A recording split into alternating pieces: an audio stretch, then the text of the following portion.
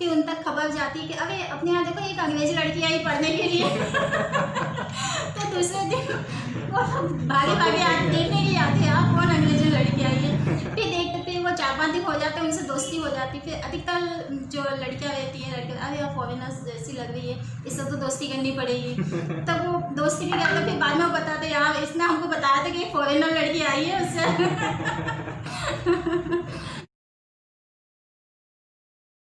पत्रकारिता जगत में महिलाओं की संख्या बेहद कम है, लेकिन आज हमारे साथ एक ऐसी शख्सियत है जो रतलाम में एक जाना माना नाम है।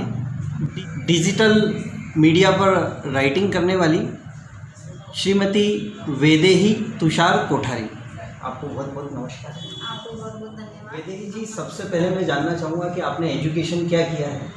मैंने डबल पीजी किया है, MSW BJMC bachelor of journalism mass communication and secretary practice English short hand इस टाइम। और अभी MPhil की तैयारी चल रही थी पर बीच में ड्रॉप कर दिया मैंने उससे भी। और ये मेरी एजुकेशन है। फिर इसके साथ साथ फैमिली को भी साथ में लेके चलना तो इतना प्रॉपर हो नहीं पाता, और साथ में लेखन मेरा शौक है जो मैं उसे कंटिन्यू कर रही हूँ। पिछले 18 साल से मेरा लेखन जारी है, धीरे धीरे कर रही हूँ पर हाँ करती रहती हूँ। मतलब जो भी लिखती हूँ सभी को बहुत पसंद आता है। तो आपने स्टेनो का भी ट्रेनिंग किया है? जी हाँ, मैंने 1 साल स्टेनो ITI से किया है यहाँ रतलाम से। तो शॉर्ट हैंड क्या होता है वो भी थोड़ा सा बताइए। शॉर्ट हैंड जो आपको इतनी लंबी लाइनें लिखनी पड़ती है ना, वो एक वर्ड में काम हो जाता है, दैट्स कॉल्ड शॉर्ट हैंड। तो शॉर्ट हैंड का तो यूज संसद में, विधानसभा में बड़ी बड़ी कंपनीज में ना वहाँ पे ज़्यादा होता है कि जैसे इतनी लंबी लंबी लाइनें आपको नहीं लिखना है, आपको 2 वर्ड लिख के आपकी 2 लाइनें कंप्लीट हो जाना, 1 लाइन कंप्लीट हो जाना, तो वो शॉर्ट हैंड वहाँ ज़्यादा यूज़ होता है। यानी साथियों, अगर हम एक पेज अगर लिख कर देंगे तो ये उसको जो है 3 से 4 लाइनों में आप उसको करें। तो आपकी एजुकेशन के बाद में आपने ये जो राइटिंग वाला जो सेक्टर है जी, जो मीडिया वाला सेक्टर है, उसकी शुरुआत कहाँ से हुई उसके बारे में बताइए। शुरुआत शादी के पहले से ही मतलब मैं मीडिया से जुड़ चुकी थी। मैंने BA किया, ग्रेजुएशन कंप्लीट होने के बाद मैंने प्रेस ज्वाइन किया, साथ में वहाँ पे लिखना भी करना, और तभी मैंने BJMC भी किया साथ में, bachelor of journalism mass communication. जब मैं मीडिया से जुड़ी थी तभी उसी दौरान मैंने ये भी किया। फिर उसके बाद शादी हो गई, 2-3 साल का ड्रॉप हुआ। फिर उसके बाद कंटिन्यू वापस से लेखन में स्टार्ट आगे हो गए हैं, और वो गाड़ी जो अब चल रही है तो अभी तक चल रही है। नहीं, निश्चित ही पत्रकारिता या राइटिंग के सेक्टर में महिलाएं या लड़कियां कम आ पाती है जी। तो उसके बारे में आपका क्या सोच है, और कैसे जो है लड़कियां या महिलाएं अपनी जो साहित्य की या जो राइटिंग की प्रतिभा है उसको बाहर ला सके, उसके बारे में आपका क्या कहना है? मेरा तो ये कहना है कि हर महिला प्रतिभाशाली होती है, बस ये है कि उस महिला को खुद समझना होगा कि नहीं हमें ये वाला गुण है, हमको खुद आना होगा। कोई आपको बाहर नहीं निकालेगा, लेकिन महिला को जब तक खुद नहीं चाहेगी जब तक वो बाहर नहीं निकल नहीं सकती। जैसे कोई भी महिला होगी, जब हम खुद जानते कि यार मैं लिख बहुत अच्छी तरह से सकती हूँ, तो आजकल तो आपके हाथ में मोबाइल है, आप हर जगह नेट पे मेल द्वारा आप अपने लेखन भेज सकते हैं, आर्टिकल स्टोरीज भेज सकते हैं, आपकी कविताएं भेज सकती हैं। और महिलाएं तो ऐसा है जो कि अपने खुद के अनुभव, जैसे शादी होने के बाद जो घर गृहस्थी में पहली बार जब वो आई तो उनके साथ कैसा समय रहा, उनको कैसा लगा, और नई फैमिली कैसी रही, अगर आप बाहर कहीं घूमने गए तो वहाँ का वातावरण आपको कैसा लगा, मतलब ऐसी बहुत सारी चीज़ें जो आप लिख सकते हैं। सुंदर शब्दों में आप अच्छा आलेख बना सकती हैं। मतलब अगर आप में ये क्वालिटी है तो आप इसे ज़रूर बाहर निकालें।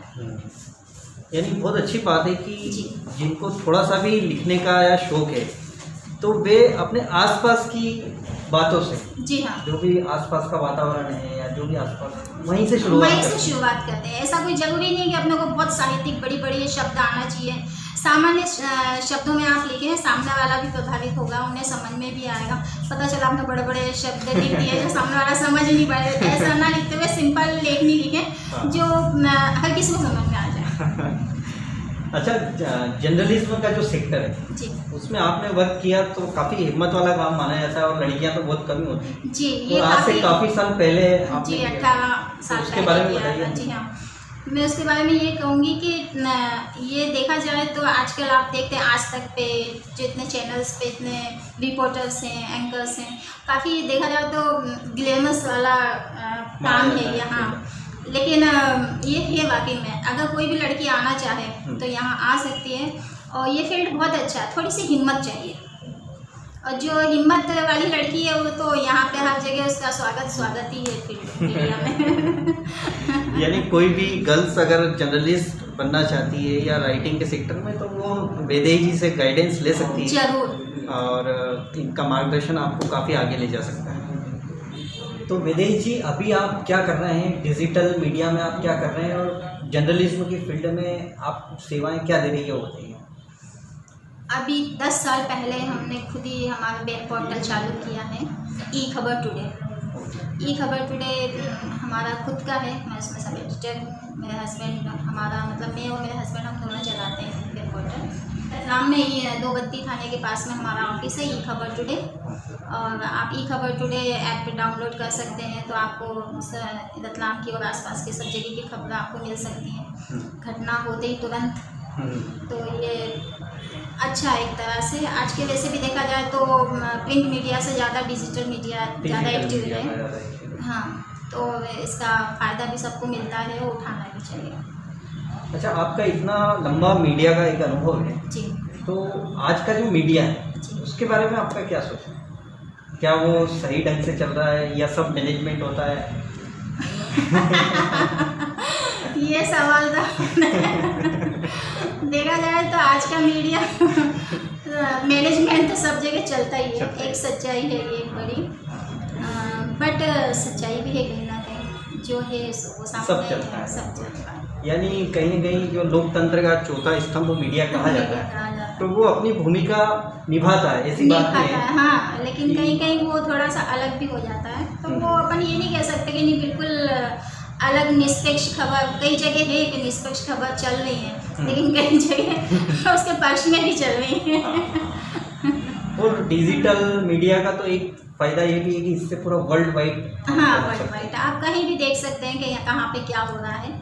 तो ये एक बहुत अच्छा डिजिटल जो मीडिया है, इसकी वजह से आप किसी भी कोने में बैठ के कहाँ क्या होगा वो खबर देख सकते हैं, कि जानकारी ले सकते हैं, कर सकते हैं। अच्छा वैदेही जी, आप फिटनेस के मामले में भी बहुत अलर्ट हैं। आप योगा वगैरह सभी करते हैं और तो उसके बारे में बताइए, आपका क्या शेड्यूल रहता है और किस तरह से आप अपने आप को फिट रखते हैं? सबसे पहले तो आपको थैंक यू। आपको ऐसा लगा कि मैं अपने फिटनेस पे बहुत ध्यान रखती हूँ। सुबह 5:30 बजे उठ जाती हूँ और फिर 1-1.5 घंटे जिमिंग, फिर उसके बाद आधा पौन घंटा प्राणायाम और योगा भी करती हूँ। मतलब कुल मिला के 1.25-2 घंटे इसमें लग जाते हैं। उसके बाद वही रूटीन, चाय नाश्ता और फिर लंच, फिर ऑफिस 1-1.5 बजे मैं ऑफिस आ जाती हूँ। तो निश्चित ही परिवार और ऑफिस की सामूहिक जिम्मेदारी निभाना काफ़ी मुश्किल होता है। जी हाँ, कई बार ऐसा होता है कि घर पे मेरे जो सास ससुर हैं वो भी काफ़ी एजेड हैं, उनकी भी देख रेख करना, उनको समय पे चाय नाश्ता वगैरह देना, भोजन देना, फिर ऑफिस से घर, और अधिकतर मेरे हस्बैंड को घूमने का बहुत शौक है। जब वो बाहर जाते हैं तो मेरी रिस्पॉन्सिबिलिटी ज़्यादा बढ़ जाती है। साथियों, मैं बताना चाहूँगा कि वैदेही जी के हस्बैंड हैं मिस्टर तुषार जी कोठारी, वे भी रतलाम के एक जाने माने पत्रकार हैं, काफ़ी पुराने जर्नलिज्म सेक्टर से हैं और आप भी जो है उनके साथ में सहभागिता करती हैं। तो अंततः जो है आप इतने सारे सेक्टर्स में काम करती हैं, जी, तो ये सारी ऊर्जा मोटिवेशन आप कहाँ से लेके आती हैं? ये तो ऊपर वाला देता है और बड़ों का आशीर्वाद रहता है। मेरी सासू जी हमेशा कहती है कि नहीं, ऑफिस, कई बार ऐसा हुआ कि मेरे पास कई बार से भी ऑफर आए कि आप यहाँ हमारे यहाँ ज्वाइन कर लो, हम आपको इतनी सैलरी दूँगे, बट मेरी सासू जी बोले कि नहीं, अपने घर का पहली प्रायोरिटी इसको दो, फिर इसके बाद आप सेकेंडरी दूसरी जगह देखो। तो वो एक तरह से अच्छा ही हुआ कि आज मेरे हस्बैंड और हम दोनों का सेल्फ, हमारा खुद ऑफिस है, वेब पोर्टल हम चला रहे हैं और अच्छा कोई अधिकतर ख्याति वाला हमारा ये है ई खबर टुडे। बहुत अच्छी अच्छी बात है। आपने जो है ये जो डिजिटल मीडिया का प्लेटफॉर्म खड़ा किया है, जी, ये इस तरह से इसको और भी बढ़ना चाहिए। बढ़ना चाहिए। बट हमने जब चालू किया था तब कई लोगों ने बोला था अरे क्या है, ये तो कोई सक्सेस नहीं होने वाला है, क्योंकि आज से 10-12 साल पहले इतना ज़्यादा नहीं था। लेकिन उस दौरान हमने हमारा ई खबर टुडे खड़ा किया और आज बहुत अच्छी तरह से चल रहा है। ये युवाओं के लिए आपका क्या संदेश है? मैं तो ये कहूँगी खासतौर से महिलाओं और लड़कियों के कि हर महिला और लड़की में कुछ स्पेशली कुछ मतलब प्रतिभाएं होती हैं ऐसी, उन महिलाओं को बाहर निकालना चाहिए प्रतिभाओं को। कारण ये कि जैसे आप अगर कुकिंग अच्छी कर रहे हैं, और आजकल तो आपके पास कितना अच्छा प्लेटफॉर्म है, यूट्यूब है, और यूट्यूब इतना अच्छा प्लेटफॉर्म है कि आप अगर बेकिंग अच्छी करती हैं तो आप उस पर अपना एक चैनल बना सकते हैं, या आप गा अच्छी सकती हैं तो आप यूट्यूब पे कर सकते हैं, मतलब आपका चैनल चालू कर सकते हैं। आप जो भी जिस कशीदा हो, कटिंग हो, सिलाई हो, मतलब बहुत सारी चीज़ें, हाँ बहुत सारी ऐसी हैं जिसमें आपको शौक है, तो आप उस शौक को, आपकी हॉबी को बाहर निकालें और समाज को बताएं, वो भी कुछ सीखेंगे आपके द्वारा। विदेश जी, अक्सर देखने में आया है कि जो साहित्य होता है वो ज़्यादातर सकारात्मक पहलुओं पर ज़्यादा लिखा जाता है जी, लेकिन आपकी एक छवि आलोचक की, या जो कहें कि समीक्षा की जो शैली है, उसके बारे में हमको बताइए। जी हाँ, मैं आपको ये बताना, बहुत अच्छा सवाल किया आपने। अधिकतर ये होता है कि आप नायिका उठा लीजिए या कोई भी ऐसा अखबार देख लीजिए तो हमेशा उसमें पॉजिटिव आपको आर्टिकल लेख मिलेंगे, लेकिन जो मेरा लेखन है, मेरा लेखन ये है कि जो मुझे समाज में बुराई दिखती है कि नहीं ये गलत है, मैं उस पर लिखती हूँ। हालांकि कई बार लोग उसे इग्नोर कर देते, नहीं छापते, लेकिन मुझे उसमें कोई बुरा नहीं लगता। मेरा खुद का ई खबर टुडे है, वेब पोर्टल है, तो मैं उस पर डाल सकती हूँ, समाज को बता सकती है कि ये समाज में एक बुराई चल रही है, जो कि समाज को भी बताना बहुत ज़रूरी है कि जो ये चल रहा है ये गलत है। यानी एक समाज सुधारक की भूमिका में भी हम कहीं ना कहीं साहित्य को ले जा सकते हैं, क्योंकि अधिकतर पॉजिटिव तो हर कोई जानता है, लेकिन उसकी जो बुराई है वो समाज को दिखाना वो बहुत ज़रूरी है, जिसे कहते हैं ना आईना। जी, जैसे आजकल जो आप कहेंगे कि जो चलन चल रहा है आज, एक चीज़ मुझे बहुत मन में खलती है ये कि एक तरफ हम बोलते कि नहीं लड़कियों को आगे आना चाहिए, बहुत अच्छी बात है, लेकिन कई घरों में मैंने देखा कि लड़कियां घर में उनको खाना बनाना नहीं आता है। क्यों नहीं आता? उनके पेरेंट्स कहते हैं कि अरे यार हमारी लड़की नौकरी करेगी कोई खाना बनाने के लिए, तो यार खाना आप खुद के लिए तो बनाओ कम से कम, कल को आप इतना ही आना चाहिए ना, कम से कम इतना तो हो सके कि आप खुद के लिए दाल चावल उबाल के खा लें, रोटी बना ले, 4 चपाती बना ले, इतना तो आना चाहिए लड़कियों को। तो मेरा ये कहना है कि हर पेरेंट्स को ये कहना चाहूँगी कि कम से कम अपनी लड़कियों को इतनी शिक्षा दें खाना बनाने की कि वो कभी अकेले फंस जाएं या कहीं पे तो खुद बना के खा सकती हैं। ये नहीं कि आप पढ़ाई में कई लड़कियां ऐसी जो 12th में पढ़ रही हैं, उनसे पूछो कि अच्छा आपको खाना, अरे यार नहीं आता यार, मेरी मम्मी ने तो बिल्कुल सिखाया ही नहीं है। तो उनकी मम्मी से बात करो तो मम्मी बोलती अरे यार ये तो नौकरियां करेंगी, इनको क्या करना है, इनके नौकर लगे रहेंगे। अभी कोरोना में जब क्या लॉकडाउन में सब नौकर गायब हुए, काम करने वाले खुद बना के खाना पड़ा, उन्होंने खुद पता चला है कि क्या खाना बनाने का क्या महत्व है। तो मेरा यही कहना है कि घर का काम और खाना बनाना खास तौर से इतना हर लड़की को आना चाहिए। नहीं, बहुत अच्छी बात है, और इसी तरह आप सामाजिक बुराइयों पर प्रहार करते रहें। जी, और आपने कई रचनाएं भी की हैं जी।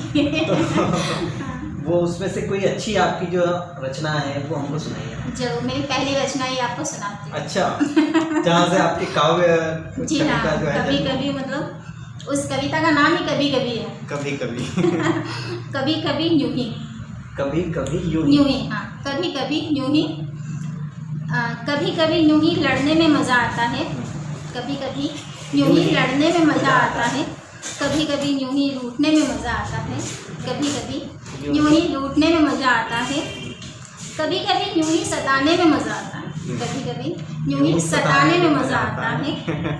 चांद की तरह छिप छिप कर, चांद की तरह छिप छिप कर सामने आने में मज़ा आता है, चांद की तरह छिप छिप कर सामने आने में मज़ा आता है, कभी कभी यूं ही सताने में मज़ा आता है।